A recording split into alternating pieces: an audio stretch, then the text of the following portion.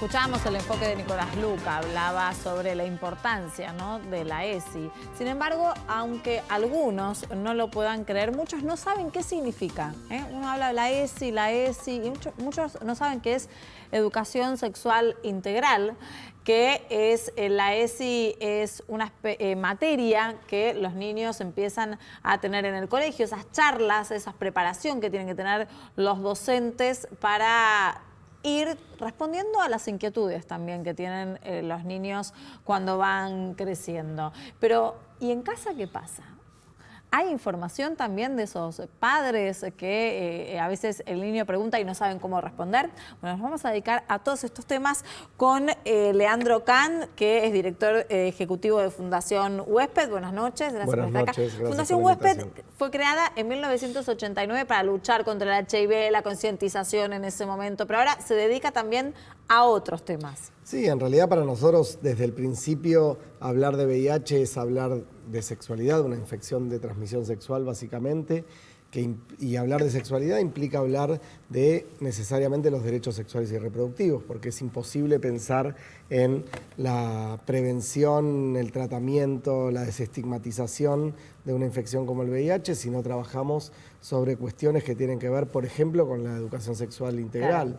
Claro. Lo mismo sucede con otras enfermedades transmisibles, infecciones de transmisión sexual, etc.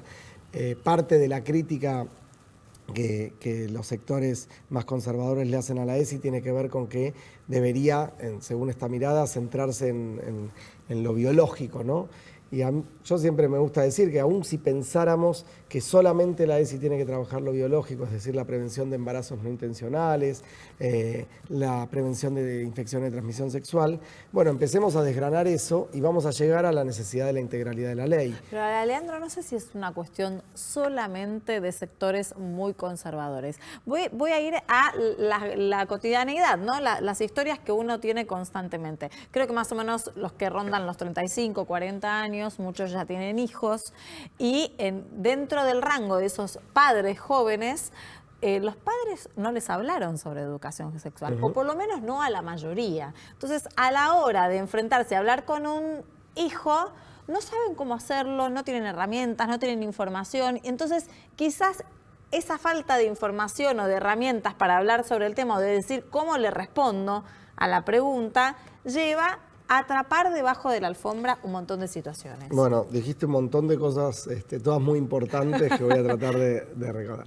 Nosotros, yo tengo 43, nosotros tuvimos educación sexual. Aún con los silencios, eso también fue una educación sexual. No hablar de educación sexual es una forma de dar educación sexual. Evidentemente, además, los padres no tenemos todas las respuestas para nuestros hijos, pero no vinculado a la educación sexual, en la vida. El tema es si nos animamos a hacernos preguntas aunque no tengamos respuestas y encontrar juntos esas respuestas. Yo creo que parte del trabajo que nosotros tenemos que hacer para defender la ESI, porque además muchas veces a la ESI se la ataca por lo que no es, ¿no? Entonces se inventan mitos alrededor de la ESI, actividades supuestas que la ESI propone, claro, que nada tienen que ver con los contenidos que proponen. Y parte de esa cuestión implica integrar a las familias en las respuestas, ¿no? Muchas veces uno tiende a pensar, sobre todo, además, como decía Nicolás antes, con un 70% de los abusos que suceden en el seno de las familias, en situaciones de confianza de las chicas y los chicos, uno dice, bueno, en la escuela es el espacio. Estamos convencidos que la escuela es el espacio para hacerse estas preguntas, para dar estos debates, pero la escuela no es solamente el aula, sino que la escuela es toda la comunidad educativa, porque de nada sirve solamente que el docente trabaje, por eso no hay un docente de ESI, por eso no hay una materia de ESI, eso es parte de la integralidad de la ley. De nada sirve trabajar en el aula si cuando termina esa clase salimos al recreo y el resto de la comunidad educativa no está comprometida y preparada, si cuando esos chicos cruzan al kiosco de enfrente de la escuela tampoco hay un trabajo con la comunidad, y si dejamos afuera a las familias. Entonces, esta idea de esta campaña totalmente orquestada, bien financiada y ordenada de con mis hijos no te metas, es ridícula en principio porque la escuela está para meterse con nuestros hijos, para eso está creada. Lo que no quiere decir que esté para meterse con nuestros hijos sin nosotros. Entonces, es interesante lo que estás mencionando. Quedaba como que era un ámbito escolar, una bajada del Ministerio de Educación y la familia quedaba fuera como de ese tipo de información para los chicos, educación y demás. Te voy a contar una anécdota personal. Dentro del grupo de amigas, muchas tienen hijos y a la hora de que recibieron la ESI en el colegio, están en desacuerdo. Empiezan a decir, yo no estoy de acuerdo, los chicos son chicos, les hablan de cosas que todavía ellos no se preguntan, no quieren saber, los despiertan a temprana edad. Y son madres modernas, y son madres de ahora, y son madres que tienen en cuenta la apertura de hoy en día. ¿Por qué pasa eso? Bueno, en principio una aclaración importante. Cuando hablamos de integrar a las familias tiene que ver con que esto no se hace sin las familias, que justamente a ese grupo de madres sería muy bueno que la escuela donde van sus hijos los pueda convocar para evacuar esas dudas. ¿Cuáles son esos temas que teóricamente la escuela despierta y los chicos no tienen? Los contenidos comunes y prioritarios de la ESI, de historia, de geografía, de matemática, de lengua, de la materia que se nos ocurra, los fijan las autoridades educativas. Porque así está ordenado, por suerte, nuestro sistema educativo desde hace muchísimos años. Eso permite que, independientemente de que uno haya ido a una escuela de gestión pública o una escuela de gestión privada, una escuela confesional o una escuela laica, cuando termina tiene un título que está autorizado, que está legalizado por el Ministerio de Educación y se puede anotar en cualquier universidad del país, independientemente de que uno haya cursado en Catamarca, en La Rioja, en Tierra del Fuego o en Buenos Aires. De vuelta, justamente ante esa situación donde aparecen esas dudas, es muy importante que la escuela trabaje con las familias, porque los contenidos están absolutamente pensados y adecuados para la edad. Esta situación de, por ejemplo, en la primera infancia, en el jardín de infantes, el hecho de poder entender hasta dónde, digamos, conocer su propio cuerpo, claro, qué es una situación que puede ser abusiva, qué situación sale de lo normal, qué caricias dejan de ser caricias, el respeto al propio cuerpo, el respeto al cuerpo del otro, cuáles son estos límites. Y así avanzando, el tema de la diversidad en las familias, cada vez más, por suerte, vivimos en una sociedad diversa y la forma en la que nos relacionemos con esa diversidad y la valoremos va a decir mucho de cómo podemos crecer como sociedad. En este punto yo tengo una mini pequeña discrepancia general, aunque coincido en lo particular con lo que planteaba Nicolás antes, que tiene que ver con que la propia ley de ESI en su artículo 5 habla del respeto al ideario institucional. Ajá. Lo que pasa es que el respeto al ideario institucional en un país donde hay muchas escuelas que tienen alguna forma digamos, confesional, no implica que ese ideario institucional pueda ir por sobre estos contenidos comunes y prioritarios. A partir de poder dar los contenidos comunes y prioritarios, después la escuela puede trabajar sobre lo que tiene que ver con sus propios dogmas y etcétera, etcétera. Lo que pasa, y acá sí, por eso digo que entiendo lo que dijo Nicolás y lo comparto, muchas veces las escuelas utilizan este ideario institucional para no dar correctamente los contenidos prioritarios y comunes. O para, por ejemplo, mal podemos pensar en hablar de contenidos prioritarios y comunes si creemos que el VIH penetra la porcelana, si empezamos a mentir con las situaciones en donde teóricamente la ESI implicaría, por ejemplo, que dos chicos de 5 años pasaran al frente, se desnudaran y se tocaran entre ellos para conocer el cuerpo. Nada más alejado de eso. Por eso digo, a la ESI muchas veces se lo ataca por lo que no es. La idea de reforma de la ley de ESI de 2018, que nosotros apoyamos y que seguimos creyendo que sería una buena medida, no desaparecía esta idea del ideario institucional. Lo que sí era mucho más claro que decía una obviedad, porque los contenidos mínimos, los contenidos comunes y prioritarios, es necesario que se compartan todos. Es decir, nosotros no opinamos como familia si una escuela elige para el método de matemáticas para elegir, no No, sé, no, yo no, tengo por 2 supuesto. hijos adolescentes, preadolescentes, ellos aprendieron a multiplicar y a dividir de una manera totalmente diferente. Yo nunca me voy a olvidar cuando le estaba tratando de explicar a mi hija, que ahora tiene 12, cómo era la división parada, y pasó mi hijo, que ahora tiene 14, y me miró con cara de, le está diciendo Esto cualquier ya no cosa, va. no va. Y a mí no se me ocurriría ir a hacer un escándalo a la escuela porque se están cambiando las formas. Ahora, la escuela sí lo que tuvo muchos años, y supongo que sigue teniendo, yo tengo hijos más grandes ahora, era invitar a los padres a cómo poder ayudar a los chicos en matemáticas. Lo mismo aplica para el tema de la ESI, con la particularidad esta de que la ESI no es una materia en sí misma. Bueno, en mi opinión, no sé si la compartís, pero en general siempre instruirse, informarse derriba toda cantidad de mitos. No necesariamente tiene que ser con una sola fuente, siempre podés averiguar lo que te gusta leer, lo que no te gusta leer, lo que coincide con tus pensamientos, lo que no coincide con tus pensamientos y después sacar tu propia conclusión. Pero en este caso, en el caso de la ESI, de la educación sexual integral, muchos papás de verdad no tienen esas herramientas. Me pareció muy interesante que escribió Leandro junto con Mar Lucas, Florencia Corteletti y Cecilia Valeriano este manual, a ver, lo vemos ahí, el manual de ESI Educación Sexual Integral, que es una guía básica para los maestros, para los profesores, para la familia, para todos. Sí, en realidad un manual suena así como, ¿no? El manual escolar. Capeluz. Sí, esto está pensado, sí, como una guía para trabajar la ESI en la escuela y en la familia, ¿no?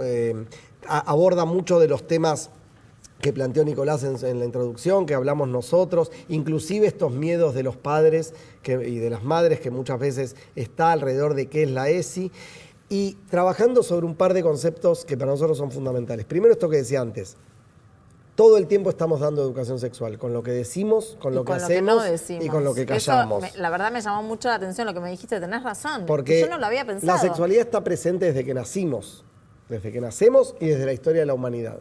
En segundo lugar, poder animarnos como adultos a entender que no vamos a tener todas las respuestas. Si podemos entender que no vamos a tener todas las respuestas, pero que nos animamos a hacer todas las preguntas y que vamos a construir juntos la mejor respuesta que podamos y que van a seguir surgiendo nuevas preguntas, va a ser una forma de construir una mejor sociedad para adelante. Y en tercer lugar, y parte de esto mismo, es los chicos y las chicas no necesitan la ESI para tener relaciones sexuales. Claro. Las tienen igual. Claro. El tema es que justamente lo que la ESI plantea para el momento del inicio de las relaciones sexuales es que estas relaciones sexuales sean consentidas, sean seguras, sean en un marco de información, de decisión autónoma. Igualmente, Leandro, yo insisto en que la ESI se da particularmente en las escuelas, no tanto en las casas.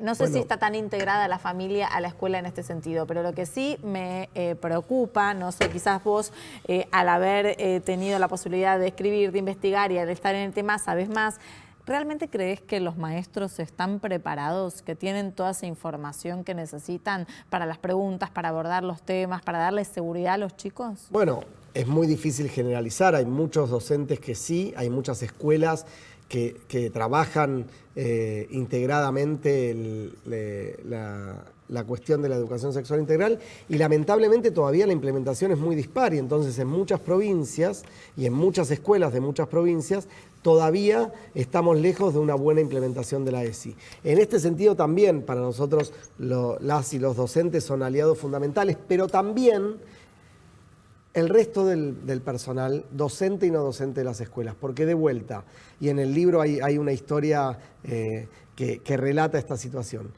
hay actores fundamentales en la escuela que muchas veces no se los piensa como personas que son relevantes para la ESI. Por ejemplo preceptores, por ejemplo, claro, las y los porteros, por ejemplo, el kiosco de enfrente de la escuela. Son todos lugares que cuanto más esta integralidad claro, esté presente, mejor se van a poder resolver. La historia, digamos, el libro tiene algunos ejemplos de buenas prácticas en escuelas y también otras situaciones en donde la ESI entró por la ventana a la escuela, porque además es eso, si la ESI no entra por la puerta, entra por la ventana. Y entonces, toda una situación que se venía trabajando acerca de la deconstrucción de los roles de género, esta idea de que el patio es de nosotros los varones en el recreo para jugar al fútbol y las chicas que traten de encontrar algún lugarcito chiquitito algún ahí, pasillo, algún claro. pasillo para, bueno, y se había trabajado muchísimo y en un momento en donde una mamá le plantea a la portera que estaba hace un montón de años que quería que la hija anotarla en fútbol, dice, no, no te conviene, acá mejor las nenas hacen danza, ¿no?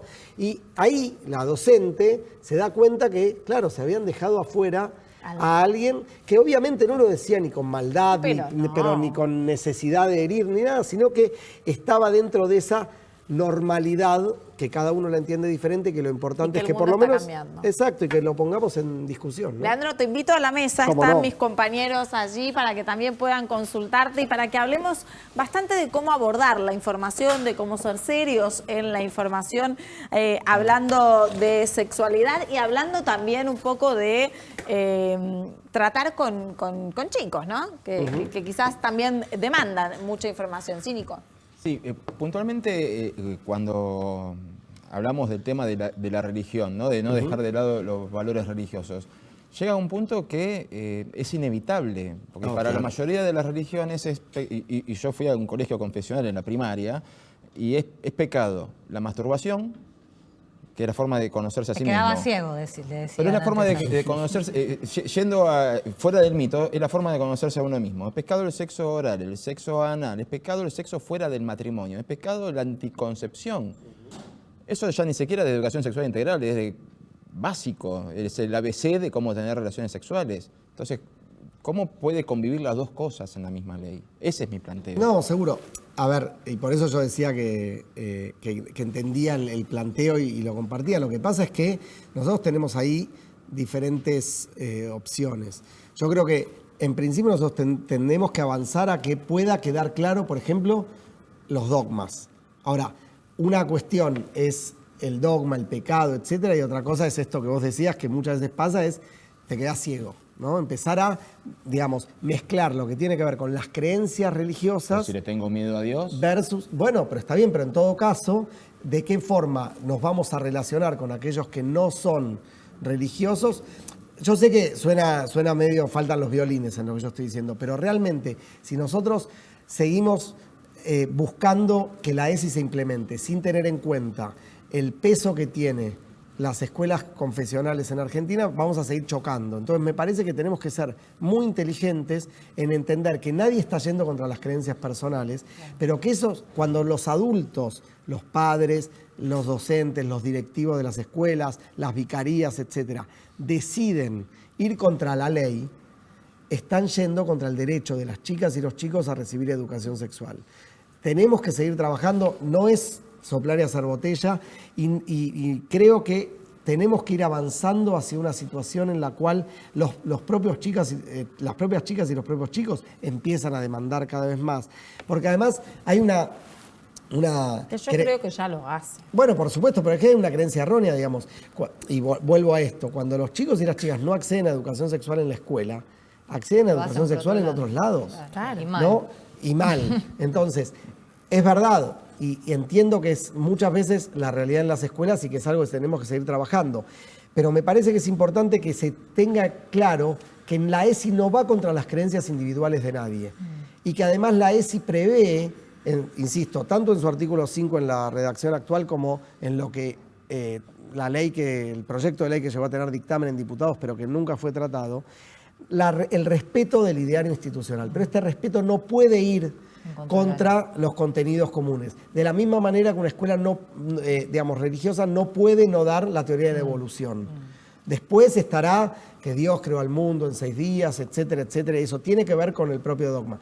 Es súper difícil, son todos temas dilemáticos que no se resuelven fácilmente, pero sí es importante que aquellas personas que profesan una religión, que eligieron para sus hijos una escuela confesional, entiendan que aún en esos lugares sus hijos tienen el derecho a recibir una educación sexual con los contenidos comunes que desarrollan las autoridades educativas de las provincias, la Ciudad de Buenos Aires y la Nación, con expertos en pedagogía que saben cuáles son los contenidos en cada una de las edades, y después podrá venir, por supuesto, la información referida a las propias creencias, pero no mentir sobre estas cuestiones, ¿no? El preservativo de porcelana, esto que te da ciego, las situaciones en donde se Ahora, supone, perdón, sí. esta idea de que a la mañana tienen la clase teórica y entonces a la tarde tienen la clase práctica, Claro. ¿no? Esas cuestiones Sí. que se Igual- hipersexualiza a los chicos, Claro. esas locuras. Bueno, ¿no? por eso me gustaría reforzar este punto de qué significa educación sexual, porque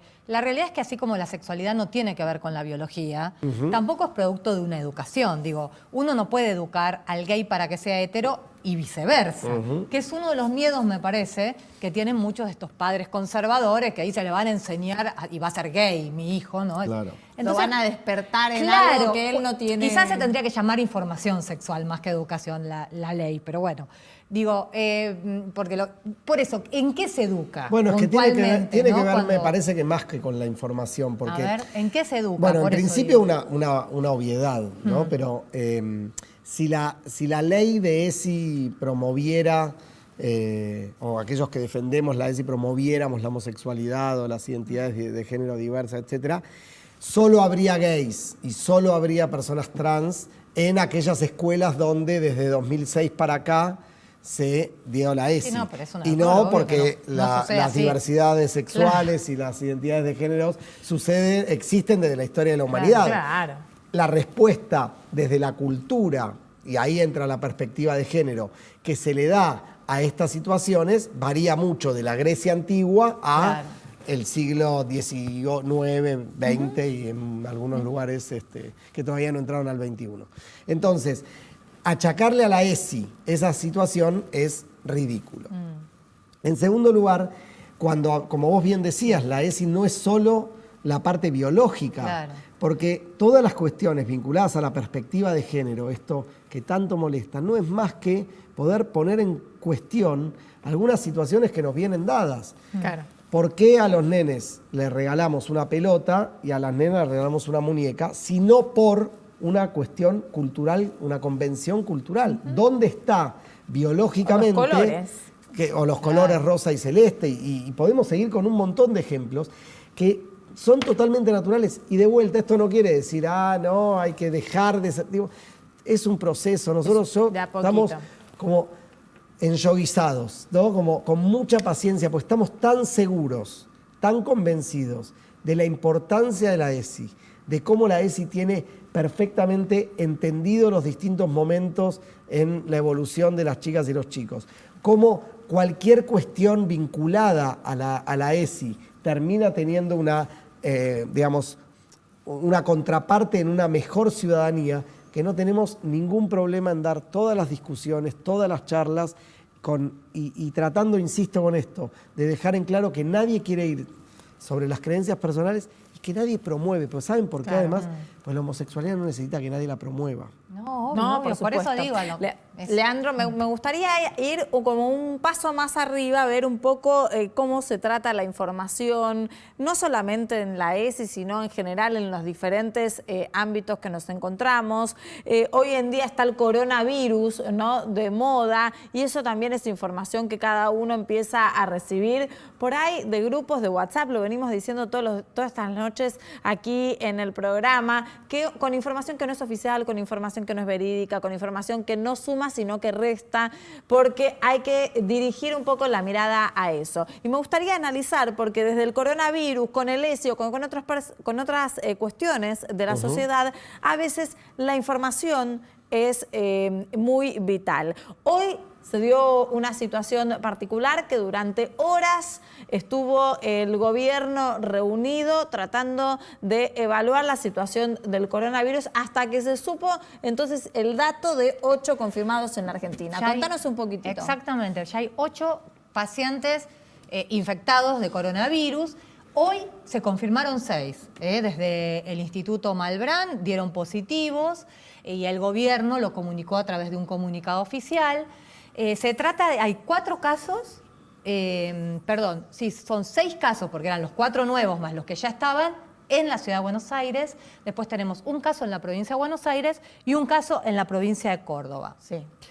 Por ahora son casos importados. ¿Qué significa esto? Que no tenemos al virus circulando en el aire. O sea, hay gente que vino de Europa, en la mayoría de Italia, creo que casi todos de Italia llegaron el 1 de marzo, el domingo, Recuerden que hasta el domingo no teníamos ningún caso. Claro. Y un caso de Israel, que vino de un viaje a Israel. Entonces, por ahora, lo que dice el gobierno, que estuvo en una reunión, hoy temprano hubo una reunión interministerial cabezada por el jefe de gabinete Santiago Cafiero en la Casa Rosada, con los dos ministros de Educación de la Ciudad y de la Nación. Lo que dicen por ahora es que sigue siendo el protocolo de contención. En cuanto se llegue a esa situación, por supuesto están diciendo que los casos van a aumentar, porque hoy había como una suerte de pánico, ¿no? En los medios también nosotros a veces no colaboramos, ¿no? Porque se habla y se habla y se habla y se habla de un caso y se cortan las calles porque se va a trasladar a un paciente. En cuanto cambie eso, ya entraríamos a otro protocolo que a lo mejor tiene que ver con que a lo mejor en vez de lavarnos las manos y eso no tendríamos que tomar mate, bueno, ya se verá. Lo que se resolvió, por lo menos hay dos cosas en esa reunión. La primera, en la Ciudad de Buenos Aires, es que recomiendan a todos, si presentan síntomas compatibles con el coronavirus, que son muy compatibles con los de la gripe, ¿no? Dolor de cabeza, fiebre, tos, problemas para respirar, que no vayan, no se presenten espontáneamente en una clínica o un hospital. Entonces se habilitó la línea 107 del SAME para realizar consultas. Esto es importante lo que está diciendo Giselle, porque hasta ayer todos recomendaban ir al centro más cercano de tu casa. Hoy en día ya no. Para tratar de evitar mayores contagios, si tienen algún síntoma, llamen al 107, que es el SAME. Es así, aislarse si tienen esos síntomas de su núcleo familiar, hacer estas consultas y a partir de ahí resolver.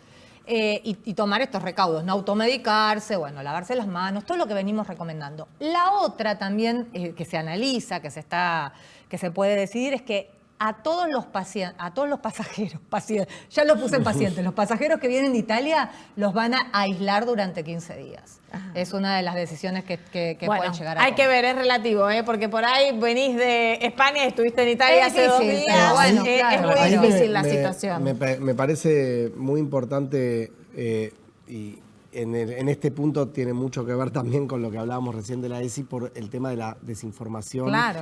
De las fake news. Mira, por eso me das pie, voy a integrar a nuestra mesa, quiero que converses también con Guadalupe Nogués, que es bióloga molecular, es docente, es comunicadora, es autora del libro Pensar con otros. Ella escribió un artículo por la introducción que estaba dando precisamente Leandro recién en un blog que se llama El gato y la caja, y hablaba de desinfodemia. Les estuvimos también hablando un poco con información de qué se tratan las fake news. Me gustaría también que intercambien. Buenas noches, Guadalupe. Acá está Leandro también. Estamos con todo el equipo tratándote de escuchar, de ver cómo hacer para ir a una información que no se convierta en una alarma y en una paranoia en todo el país. Hola, Diana. ¿Qué tal? Buenas noches a todos. Y la pregunta que estás haciendo me parece que es clave y nos desvela a muchos de los que estamos en estos temas. ¿Cómo informar sin generar pánico y también sin generar hartazgo, ¿no? Porque también está como esa doble cara de la moneda, en donde por un lado está el riesgo de generar ansiedad, respuestas exageradas, la gente agolpándose o comprando cosas, haciendo acopio o yendo a las salas de guardia, y por otro lado la apatía, las ganas de no me hablen más de este tema, ¿no? Y es un desafío. La información está en este momento mezclada con desinformación. En realidad eso pasó siempre. En el caso del coronavirus lo estamos viendo en tiempo real. No es para nada la única situación. Lo que estuvieron hablando antes de ESI es un gran ejemplo también. Y acá me parece que hay como muchos desafíos a distintos niveles, ¿no? Por un lado están, la Organización Mundial de la Salud, tratando de coordinar a los gobiernos de los distintos países en respuestas coordinadas, completas, determinadas. Los gobiernos de cada país definiendo acciones, viendo cómo informan a la sociedad. Y eso es lo que nosotros esperamos, ¿no? Obviamente también los medios de comunicación profesionales. Bueno, pero no sé si quieren conversar también con Leandro, si Leandro le quieres hacer una pregunta. No, hola Guada, ¿cómo estás? Hola, Leandro, nos conocemos. Va a ser medio aburrido esto porque nos conocemos mucho y coincidimos en la mirada, así que... me parece fundamental esto que dice Guadalupe, pero en el marco también de que a partir de una epidemia global como es el coronavirus, pensando en el caso de Argentina, a mí lo que me parece muy interesante es la respuesta pública, y con esto no quiero decir solamente la respuesta del gobierno nacional, sino, por ejemplo, el trabajo articulado junto con el gobierno de la ciudad, porque uno en redes, que pierde tiempo lamentablemente leyendo, ¿no? Parece que como no está en el protocolo tomar la temperatura a todos o hacerle firmar una declaración jurada, entonces es que no se está haciendo nada. Cuando las recomendaciones que se siguen son de expertos, entonces lo mismo, hay gente muy bien intencionada, muy bien pensante y todo, que sin quererlo está contribuyendo también a difundir una sensación de pánico y de desidia en la respuesta a la epidemia, que no es tal. Esto no quiere decir que en 2 semanas no cambien o menos las recomendaciones, porque es una epidemia dinámica. Pero lo que es interesante, de vuelta, y volviendo acá a la ESI, porque es parte de lo mismo, es de qué manera el Estado aborda estas cuestiones que tienen que ver con la salud, con la educación, etc. Aquellos que creemos que el Estado tiene un rol central en la administración de los conflictos y en la decisión de las políticas, creemos muy importante, por ejemplo, esta situación en donde hoy se entiende que llamar al 107 es mejor porque para no exponer eventualmente a terceros acercándose al centro de salud, pero como vos decías, Gisela, al principio, es el Instituto Malbrán, un instituto público, quien hace la serología de coronavirus, que llega tanto de lugares privados, de hecho el caso 1 y muchos de estos estuvieron en sanatorios privados con una cobertura de salud, entonces hay una intersectorialidad por lo pronto, de los sistemas complejos, sistema de salud argentino, y una respuesta también entre los gobiernos que hace que estemos mejor preparados, y esto no quiere decir que no vaya a haber casos de coronavirus en Argentina, pero sí que haya una respuesta pública que permita enfrentar mejor la epidemia. Ante eso, en el medio, toda la desinformación que decía Guadalupe. Sí, Facu, ¿no? que le querés preguntar a Guada. Sí, Guadalupe, en realidad esto recién empieza, ¿no? Yo digo para la gente común, porque obviamente el Estado tiene un rol, pero esas conversaciones casi de pasillo, de ascensor, hay que evitar eso también, porque no todos tienen las fuentes correctas a la hora de transmitir información.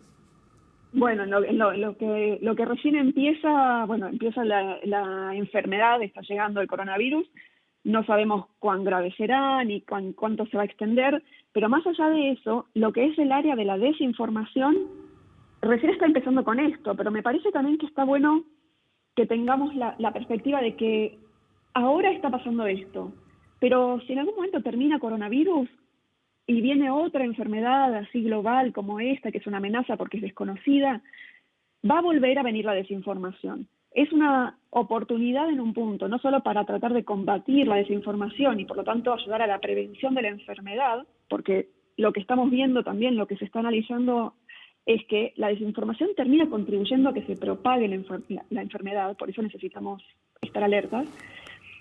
Si no es ahora, será después. Entonces es una preparación que podemos hacer ya. Y la desinformación, más allá del rol de los gobiernos y todo eso que estábamos hablando, también me parece que no tenemos que olvidarnos de que todos nosotros somos propagadores de desinformación. Claro. A veces de manera muy inocente, ¿no? Mandando cosas por WhatsApp, o diciendo, bueno, por si acaso pasó esto, o en el grupo de padres de la escuela, las conversaciones de ascensor.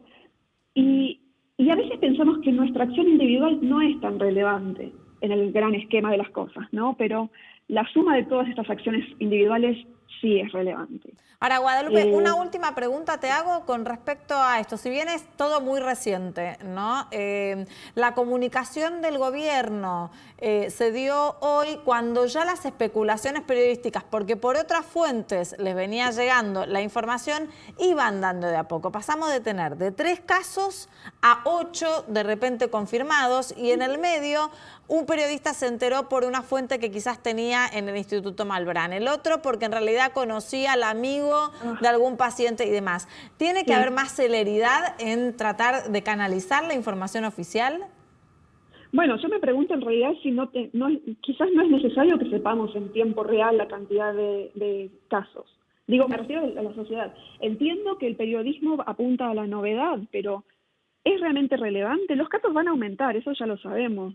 Quizás tengamos que dedicarle más energía a prepararnos para esto y prepararnos en un marco de responsabilidad y saber que lo que estamos haciendo es importante y mantener un equilibrio que no sea ni desestimar esto, porque es una enfermedad seria, ni exagerar que se viene el fin del mundo.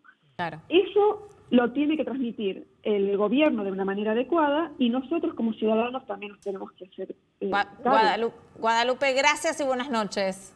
No, muchísimas gracias a ustedes. Buenas noches. Bueno, importante, ¿no? La información entonces lo más seria posible. ¿Algo que quieras agregar, Leandro? No, digo, creo que el mejor ejemplo de esto que planteaba muy bien Guadalupe lo vemos con el tema de las vacunas, ¿no? Sin duda, uno de los grandes inventos de salud pública, si no el más importante en la historia de la humanidad, y todavía hay gente que la cuestiona, que se pone en duda. El movimiento antivacunas. El movimiento antivacunas y fuerza. esta idea del gran complot internacional para hipervacunar a los chicos. Bueno, lamentablemente a veces tenemos que tener casos de muertes por sarampión, como pasó recientemente en Argentina después de muchos años, o casos de enfermedades que creíamos erradicadas para entender la importancia de la vacuna, ¿no? Entonces, si la vacuna, ojalá que en el corto plazo tengamos una vacuna para el coronavirus, mientras tanto, la transmisión de información certera, el no entrar en pánico, el no generar estigmatizaciones a determinados grupos, el entender y respetar y seguir las recomendaciones de los expertos. No sirven los barbijos, salvo para aquel que tiene síntomas. Y esto, digamos, uno lo dice y preguntan. Sigue pasando. Y eso es Qué importante es la información chequeada, la información también para saber cómo actuar y la educación. En el caso del libro que tengo en la mano, que es el libro de Leandro Con, de Educación Sexual Integral, si no sabes cómo hablarle a tus hijos, no importa, no tiene nada de malo. Acá en el libro vas a encontrar mucha de la información que necesitas para responder a todas sus preguntas. Leandro, gracias por haber estado con nosotros. Gracias a ustedes. Vamos a un corte, enseguida regresamos.